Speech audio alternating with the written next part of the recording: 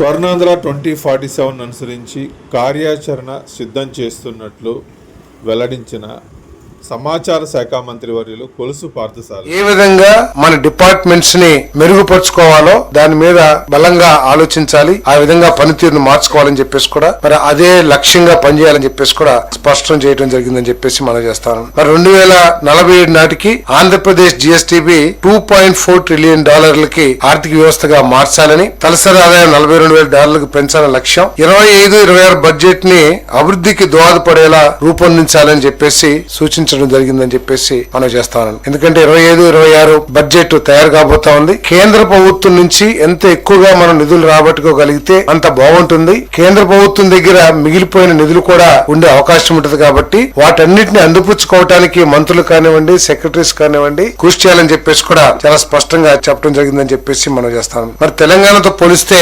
జిఎస్డిపిలో 87,000 కోట్ల లోటు ఉందని, కొనుగోలు శక్తిని పెంచాలని పేర్కొన్నారు. జిఎస్డిపి లక్ష్యాన్ని చేరుకోవటానికి వ్యూహాత్మక విధానం అవసరం అని చెప్పేసి కూడా ముఖ్యమంత్రి గారు చర్చలో అభిప్రాయపడ్డారని చెప్పేసి కూడా సందర్భంగా నేను తెలియజేస్తాను. మరి వీటన్నిటిని సాధించడానికి ఏదైతే స్వర్ణాంధ్ర 2047 విజన్ ఉందో దాన్ని సాధించడం కోసం రాష్ట్ర స్థాయిలో విజన్ మానిటరింగ్ యూనిట్ ఏర్పాటు చేసి జిల్లాల ద్వారా నియోజకవర్గ స్థాయిలో ప్రణాళికలు రూపొందించాలని చెప్పేసి చర్చించడం జరిగిందని చెప్పేసి మనం చేస్తాను. జిఎస్డిపి వృద్ధికి దోహదపడే ప్రాజెక్టులు గుర్తించి వాటిని ప్రత్యేక పోర్టల్ ద్వారా ట్రాక్ చేయడానికి కూడా మరి ఆలోచించాలని చెప్పేసి కూడా మరి సందర్భంగా చర్చించడం జరిగిందని చెప్పేసి మనం చేస్తాను.